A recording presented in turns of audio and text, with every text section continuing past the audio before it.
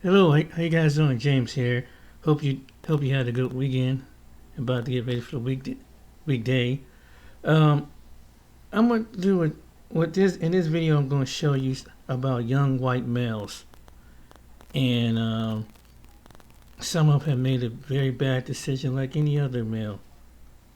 But they take an extreme too far about what they planning and what they really stand for, and why is that?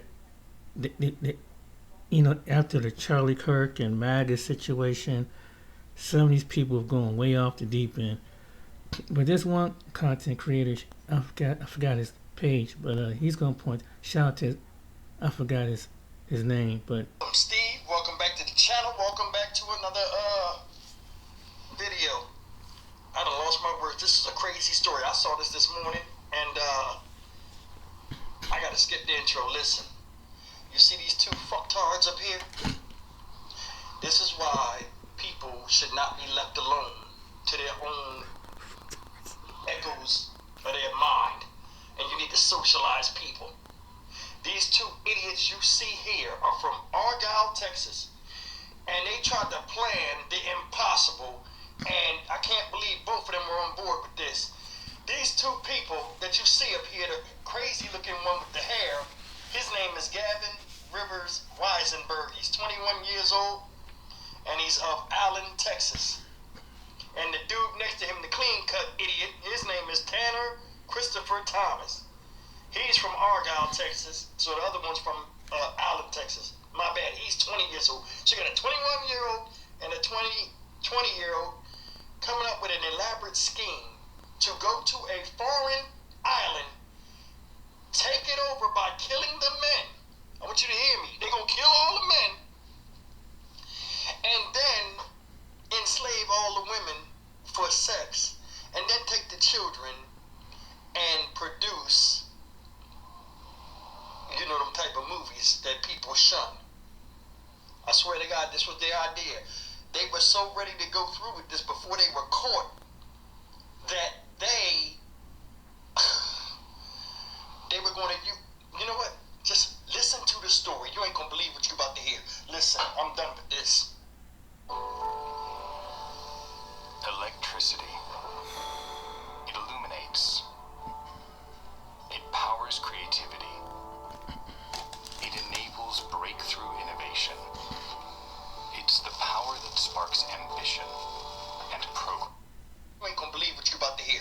Listen, I'm done with this. A federal grand jury indicted two North Texas men accused of plotting to invade a foreign island, kill the men, and take the women as sex slaves. Prosecutors say one of the men enlisted in the Air Force to get military training he thought he needed. Fox 4's Blake Hansen in our newsroom tonight with these stunning allegations. Blake. Yeah, Stephen Heather, federal prosecutors say the suspects didn't plan to go it alone. In fact, the feds say they plan to recruit people who are homeless in Washington, D.C. to serve on their, quote, expeditionary force and take over a small Haitian island. The grand jury indictment handed up today charges 21-year-old Gavin Weisenberg from Allen and 20-year-old Tanner Thomas from Argyle with conspiracy to murder, maim, or kidnap in a foreign country, as well as a charge of production of child pornography. Record Joe Weisenberg was booked into the Collin County Jail in July. We've not been able to find a mugshot for Thomas. Prosecutors say he was in the U.S. Air Force at the time.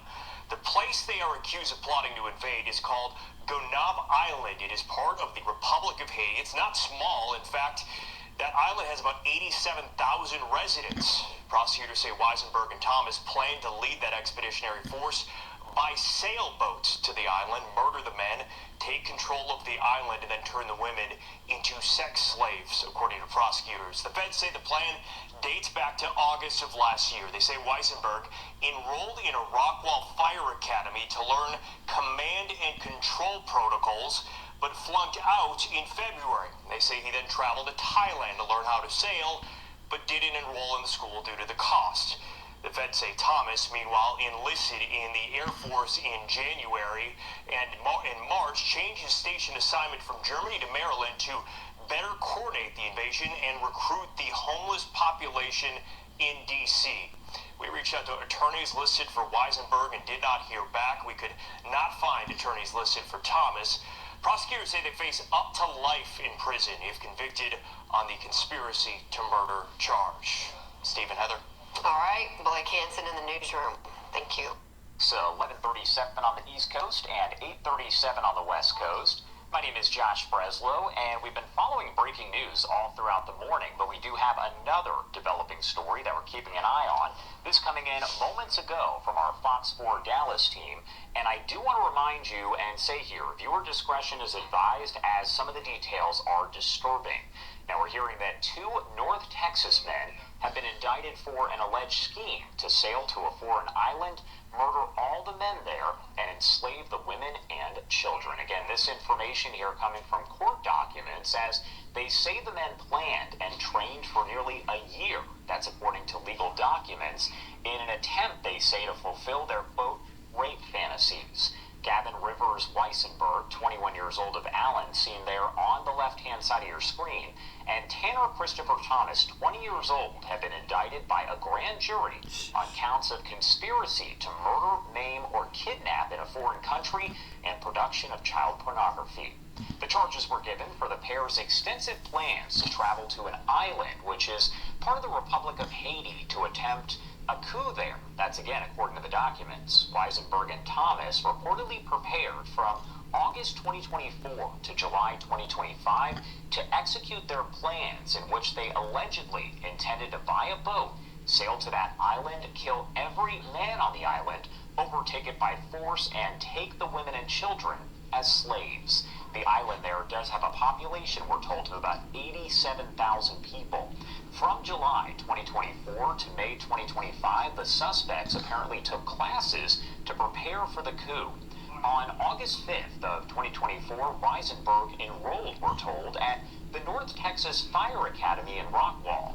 This was allegedly an effort to gain training and useful skills for their plot. I mentioned it a few times, viewer discretion advised, and all of this information coming in from court documents that were obtained by Fox 4 Dallas. On January 7th of 2025, we're told Thomas enlisted in the U.S. Air Force, and the documents say that he intended to use his military training for the planned overthrow of the island. We're also told that February 8th, Weissenberg actually failed out of fire training. On February 20th, Weissenberg bought tickets to Thailand, at least partially, to enroll in a sailing course to prepare for getting to the island. The indictment says once he got to Thailand, he never enrolled due to the cost of that course. Then in March, Thomas managed to change his Air Force assignment from a base in Germany to one located over in Maryland.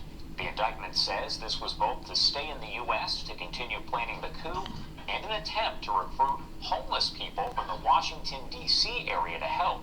The suspects are accused of attempting to recruit others to help with the coup, both online and in person. Weissenberg and Thomas are also accused of coercing a minor to engage in sexual activity on camera. That was back in August of last year. Weissenberg arrested on July 3rd on his charges, but what we don't know is the arrest date for Thomas. Fox 4 Dallas reaching out to the attorneys listed for Weissenberg, but they have yet to respond. No legal representation found for Thomas at this point. Weissenberg and Thomas both face up to life in federal prison if they are convicted of conspiracy to commit murder in a foreign country. Again, this is being investigated by several agencies, including the FBI, the U.S. Air Force Office of Special Investigations, and police departments. The case being prosecuted by the Assistant U.S. Attorney. We will keep you updated here as we do get additional information.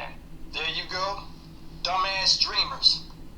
I want to know what dope they were smoking that made them think that these two motherfuckers in America, 20 and 21 years old, told you motherfuckers that when they're young they think they know every goddamn thing, was going to do a takeover coup, conspiring to murder, maim, and kidnap a foreign country of over 90,000 people so they could produce child films, and they could also rape women and have them as sex slaves. 20 and 21. Look at them. Look at their fucking faces. One of them went in the Air Force, got locked up and got his duty station changed from Germany to D.C. or Maryland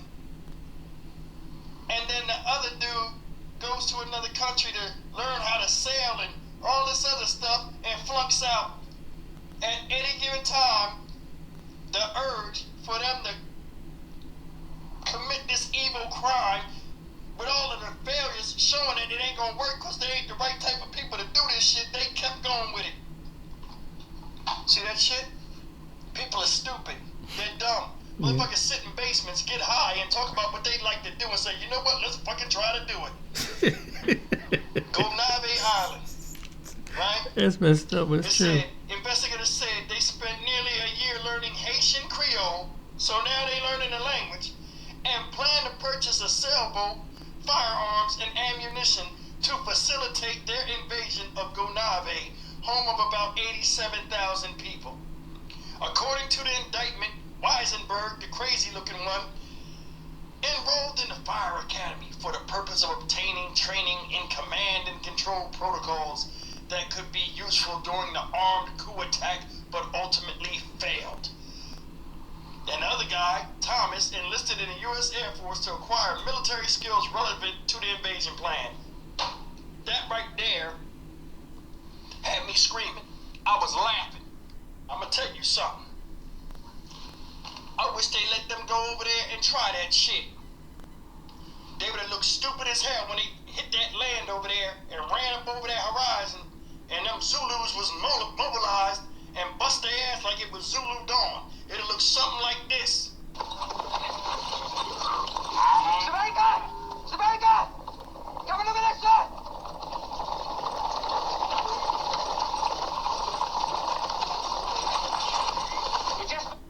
Yeah. Shout out to his channel, Steve's channel. Family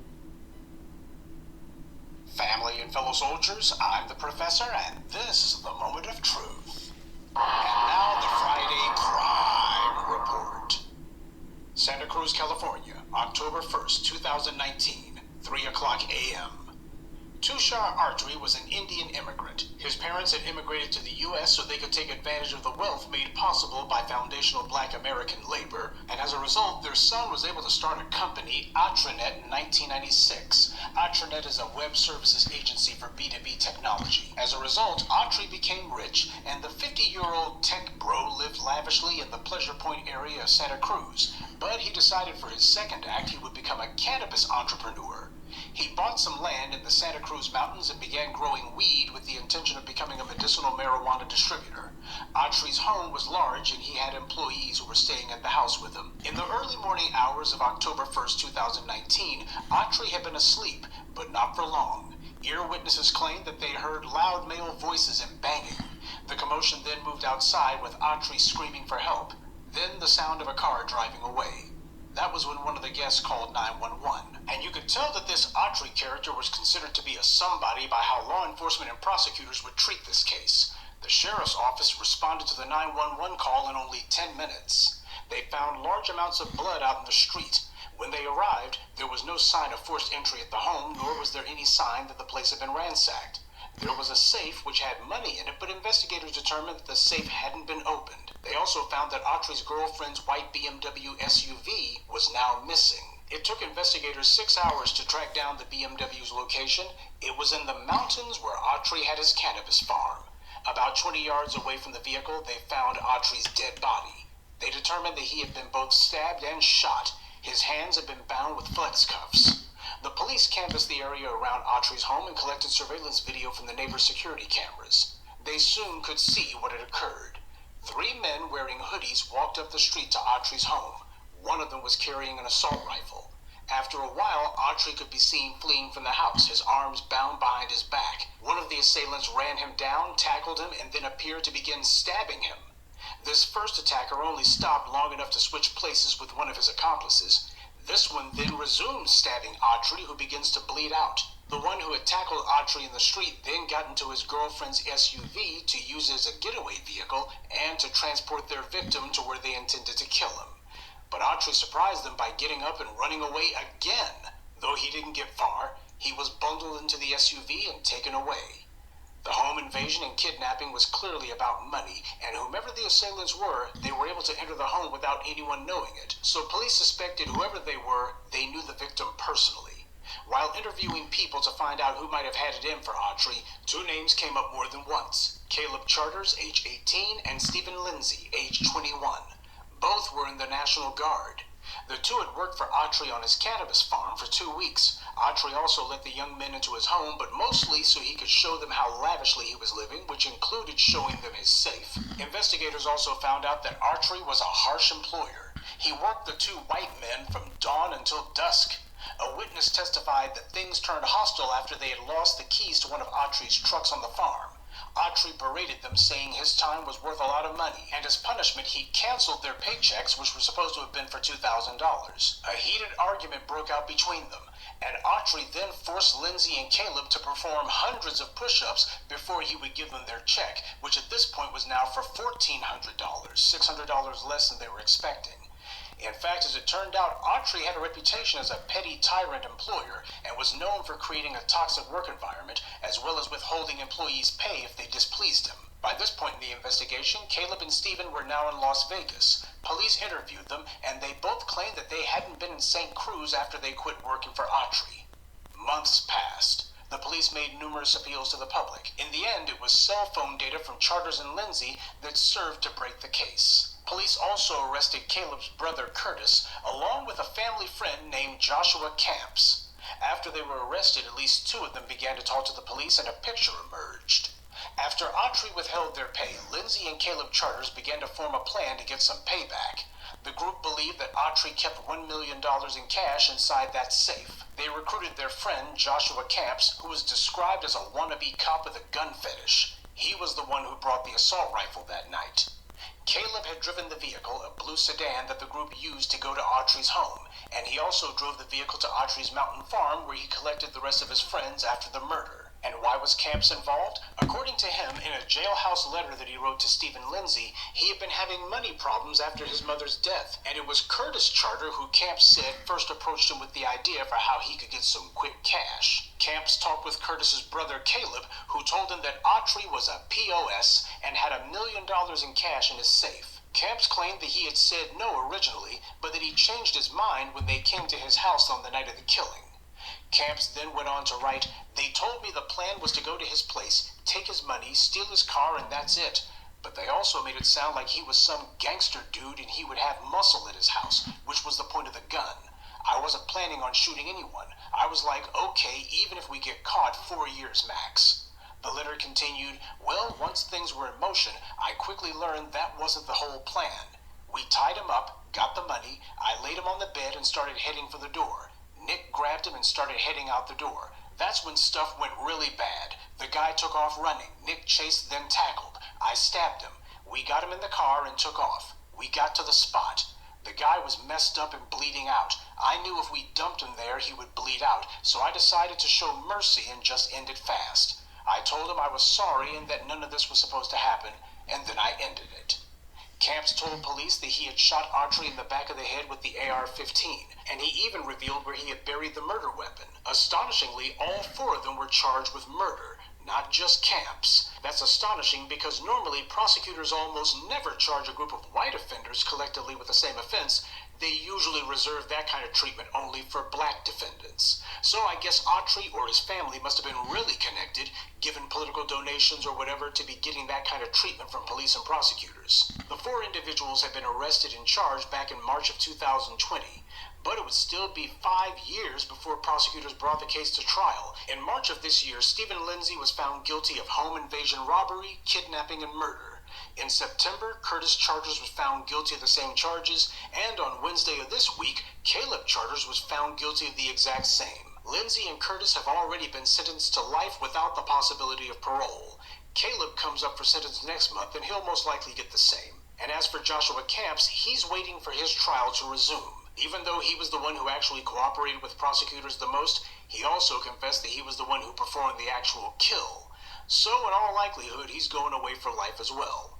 The white media made it a point to emphasize, in fact I would say overemphasize, that these 4 white defendants didn't have a criminal record. You know, with black murder victims, they usually try to find out if there's anything that they can smear them with at all. But in this case, they treated 4 ruthless murderers with more respect and consideration than they do innocent black victims of murder. Also, if they don't have a record, why is it the killing came so naturally to them? And sure, 2 of them were in the National Guard, but there's a big difference between killing someone in combat and killing a POS employer after you tried to rob him. And Gramps hadn't been a soldier at all. He was just a wannabe cop with a gun fetish. Alright, now I'm sure I'm going to get some people in the comments regardless who are going to ask, if this case doesn't involve any black people, then why did you make it the subject of this Friday's crime report? Because it shows an undercurrent that we should be aware of. Autry was a tech bro before he turned marijuana grower. The Asians have been gaining monetary power in California and in other places. Quiet as it's kept, white people are talked about as the criminal class by Asian communities in California. That is, when they're not scapegoating black people. This change in the balance of wealth is why there's so much anger aimed at Indians in particular. Sure, people will blame it on cultural clashes or claim bad Indian behavior in public, and while there's no lack of incidents to point to, it's also true that the behavior of Indians is no different than it's ever been. They didn't just start eating curry 3 years ago, or continuing to practice their cultural traditions in public a few years ago either. They've done it all along. These angry alt-right types are more angry about the Indians now than they are the Mexicans, and that's what's driven their anger at Trump over the B-1 visa issue. They know that Trump is going to continue allowing in people who the alt-right sees as their principal competitors. And the usual lies that they use against black people aren't going to work because they've allowed Indians to be fully integrated into the tech sector to the point that they're running a number of these tech giant companies. So it's too late to pull the, well, these people still aren't qualified card. And as this guy showed, a lot of Indians are comfortable bossing white people around, making them do hundreds of push-ups, making them beg for their pay, and then refusing to pay them regardless. That's what made them furious. And sure, this is a case that came to light, but the question is, how many other incidents similar to this have been going on that didn't make headlines? This Autry character was treating these guys the way that white employers treat people, and as they saw it, the shoe was on the wrong foot. So what's going on is a critical mass of white society, white males in specific, who have noticed that their monopoly is being challenged in arenas that they thought they had on lock. They're being outmaneuvered and out-hustled, and they're also seeing the people who did it treating them the way they've treated everyone else. The white media was just clueless, as usual, about what the real motive was. That's what the report was. We still don't know what their true motive actually was. Was it more than just money? Their reports kept on asking, why did they have to kill him? If this was just about a robbery, then why not just take the money? Well, as the old saying goes, if they say it's about the money, then it's about the money. And if they say it's not about the money, then it's really about the money. And it's this reversal of fortunes that's driving the hatred aimed toward Indians. You got Indians who have white people working on their plantations and are treating them like, well, certainly not like slaves. Nothing compares to chattel slavery.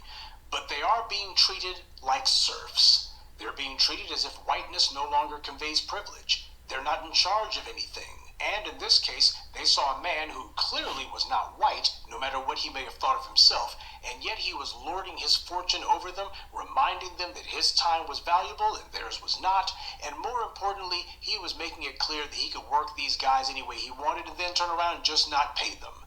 The system of goodies, giveaways, and guarantees was no longer there for them. And when you look at the comments sections of the online articles regarding this story, you find there's a lot of people who said, well, these guys should have gone to prison. He was a jerk, and that being the case, if they killed him, go ahead and give him time served and be done with it. They killed a non-white person, but the authorities hunted them until they were found, charged them, convicted them, and gave them heavy punishments. There was no slap on the wrist in this case. No judge lecturing the public that these criminals or their families were the real victims here. None of the usual racist garbage that happens when someone from the dominant society gets into a legal jam regarding harming a black person. And while it's not the only thing at the heart of the anti-Indian sentiment that's been going on, the truth is, this is the biggest issue that's driving it. Of course, this doesn't absolve those in the Indian community who have practiced anti-black racism and who have gone to great lengths to be a model minority, trying to take full advantage of that. And this killing, while it certainly got the outrage and ire of the Indian community, it's not going to change how they've been moving. But I, for one, found it very interesting that even though this Autry character owed his entire fortune to his connections with white people and his ability to integrate himself into a white industry, as soon as this man had himself some money and had his little farm, he said, sure, I'll go ahead and have some white guys working as my laborers. And then I'm going to turn around and tell them the first time you displease me, I'm just not going to pay you. Obviously, we have no dog in this fight, but it does go to remind... Yeah, that's very true. You know, I was working with this Pakistani, you know, they similar to Indians, you know, they similar, and you know, he had a fleet of cars, right? And so, it was Uber Black. Anybody that drive Uber Black know what I'm talking about. Lincoln SUVs and things like that. So he didn't even practically want to pay us. You know, when he did, he kind of gypped you on some money.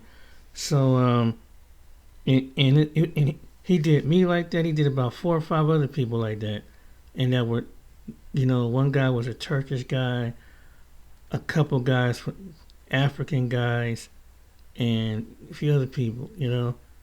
And he was a bad businessman. He's still around in Ohio, believe it or not. I saw him on a business page called Indeed. And yeah, even though he's Pakistani, which is, you know, relatively right next to Indian, but they seem like they work you like that when they do. But anyway, let's go on the next video. What's good, everybody? It's your brother Mad Black, the most dangerous and the most toxic black man on the internet. The brother who told you not to be on the internet spouting this anti-black male rhetoric, but you did it anyway, and now you find yourself attracting a murderous snowbrad. And I am black up in your face again with some more pro-black commentary. So we have a very tragic story coming out of Baton Rouge, where a young black woman, 23 years old, her name was Stacey Charles, has met her end at the hands of some crazy white boy that she was dating. Let me find his name real quick because I know I have it in my files here. His name was Stephen Heinrich, and he wound up stabbing Stacey Charles to death. So this story has picked up some steam on social media because it was found out that the victim, Stacey Charles, was one of these black female divestors who was always on social media spouting hatred against black men and the black community in general. So she is one of these people who, even at a very young age, only being 23 years old, was already filled with so much self-hate, and she helped to perpetuate that on social media. And I think that's is really disgusting when you see that, the fact that you can be this young and already have this much of a bias towards your own people. Like, you haven't, 23, you've only somewhat lived your life. You're really just getting started, really. You know what I mean? Like, you're really just starting to live your life and get out there and get an understanding of life and relations with different types of people at that point in your life. And to have that much self-hatred, that means that it's been built up in her from a very young age. She was definitely someone who would fail the doll test, where if you asked her if the black doll was pretty, she would probably say, no, the black doll is ugly, right? So that is, it's disturbing to see that, and it's even more disturbing that her self-hate manifested in attracting this devil right here named Stephen Heinrich. And really his last name should have been a clue as to what type of demon you're dealing with. That German last name that reminds you of some of the males that were in the Nazi high command should have been a indicator that the person you're dealing with is someone who might not like you on, or someone who just basically hates you on a racial level, right? Now, there are some people who feel that, you know, we should not be criticizing Stacey Charles for her self-hate, and especially her hatred of black men, right? Because I've seen a lot of people say, like, well, you know, you can't criticize her. You know, it's terrible what happened to her. She died. She had a restraining order against this devil. So you can't really criticize her because of, you know, what she said on social media before she was killed. But I do feel that it's fair game, right? And this is something that needs to be brought up, not only within the context of the divestment circles out there and those types of women, but also in the context of people who are not Black American by culture and by birth. Because from what I understand, people are telling me that Stacey Charles was Haitian, right? And that's kind of weird to me, only because, like, just my personal experience with Haitian women, I haven't had that, or I've never had to deal with that type of cultural or racial animosity. I've only seen it one time with one Haitian girl, where she would make little snide remarks about Black Americans, but, you know, she was a dunce anyway, so most of us never paid her any real attention. But most of the Haitian women I've ever dealt with in my life have always been pretty positive and pretty pro-Black in their thinking when it comes to, you know, just being a Black woman living in America. They never even saw themselves separate as, like, Haitian. It was more of, they saw themselves as more pro-Black. But I'm basing that on my own personal circles that I've traveled in. And, you know, I'm sure there are other people out there who probably have had different experiences out there. But, you know, it's sick when I see girls like this get caught up in the whole divestment culture. And I'm assuming that anti-Black American mindset that probably came from her own Haitian parentage led her into this divestment culture, because there's a lot of divestors and swirlers and bedwenches who come from these non-Black American cultures, who just automatically are taught by their parents and their culture to hate Black Americans and to look down upon them. So they automatically put white people, especially white males, on a pedestal, right? And my thing is, if we're going to call out Black males who do the same thing and who meet the same end, like if you think about Black males like Christian Obumseli, whose white girlfriend wound up stabbing him to death, right? Very famous case that I've talked about on this channel several times already. We're talking about that guy, what's his name, Tebow Rackens, or whatever he called himself on social media, and how much he talked about how much he loved white women and white people, and said he literally said he would die over his white woman, and that's exactly what happened to him. He was shot to death by his white girlfriend, right? Who else? Stephen Clark, who had that extremely ugly-looking Asian girlfriend. He was shot by the police, and it was revealed later on how much he hated and how much trash he talked about Black women. So what's good enough for the goose is good enough for the gander. If we're going to talk about those Black males and their overt hatred towards Black women when they were alive, and, you know, when they died, now we have to bring up some of their old messages and their old, you know, social media posts. It's fair enough to do the same thing with Black females who meet the same end at the hands of an abominable snowbread, right? If you're a Black female out here and the only thing you can think to do on social media is to tear down your own people, and then when you meet your end at the hands of the people you put on a pedestal, that's something that we need to talk about, right? That's something we need to bring up, because that mindset needs to be shattered. Right. That cultural blindness that they have, and that cultural stigma that they have towards their own people, that needs to be shattered, right? Because let's look at some of the things she said. Here's just some of her greatest hits, right? I've seen this one all over social media, where she says, "We hate N-words over here," right?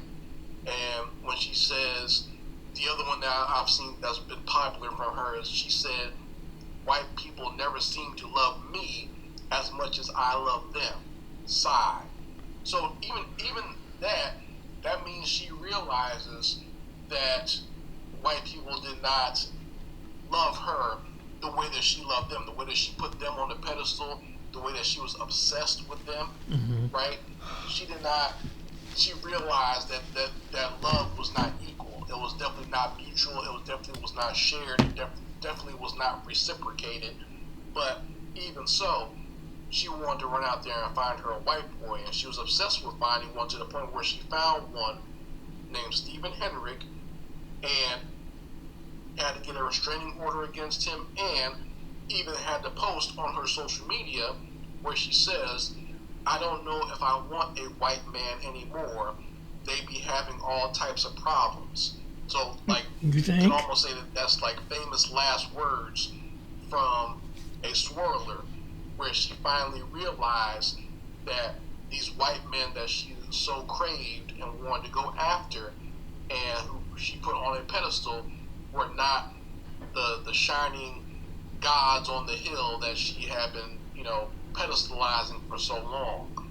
So, once again, if we're going to talk about the black males who have done the same thing, where they talk trash about their own women and their own people, and then they get killed by a white person, then I do think it's fair that we do the same to the females. And I might talk more about this because something came up as I was recording this particular story, where I saw a comment section on Madame Noir, where they're basically trying to defend her and offer anti-black hatred. So I'm going to talk about that in a separate video, because that's a Yeah, he's right. And shout out to Mad Black. One of the things that black men and black women, when you pick someone outside the race, you have to realize you're picking the right person. That person might be good on the inside out, that particular white person. But there are some people who are white, don't see life that way. And like other races, they don't see life that, because, they think that it's something exotic and different about being with a black woman, And it could be said about some white women. But it's like, when you really think of a long term, if they can't love you like your closest friends and your family, they don't love you. They can't, they don't know how to love you and like you. And if you would get around, there are some good, positive black people out there, instead of throwing everybody up under the bus. For every bad, there's good. But you don't throw your own up under the bus and you see the cost of it. You're too busy looking at the appearance instead of looking what's inside the person. Because I'm telling you, once you in that person's world, or once behind the closed doors, everything's different. Their lifestyle, their habits, their ways doesn't match up to you. And clearly his didn't. And clearly he has some deep mental problems going on. And now, but what you see in these videos, that you see some of these young men got issues. That, and even Tim Tebow, the quarterback, and I heard him say it on the video that he says, white males, we need to have this talk with our white young men. And I was kind of blown away from an ex-football player for him to say that. Because there's something ain't wrapped too tight. Just like black people, we got black men need to talk to young black men and young black girls about life. This is not something that, to figure out, do what you can to get close, and just maybe you can somewhat change your mind, pray that they will make the right decision. But in this case, you see how people take prejudice and hatred is. Now you see people, how it leads to something like that. And they get them young men did the craziest idea, the one in the first video.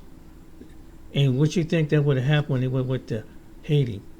They could have ended up bad for them, because you got to figure you had them gangs down there, and they get word that happened, they wouldn't come back alive. Then then you're dealing with Haiti, so you don't know what's on that island down there, and they're gonna turn around, found out. But maybe by them going to prison saved their life, because they would have landed on the island, they would have never heard from them again. Because they would have, who knows? And then it's outside the U.S. territory.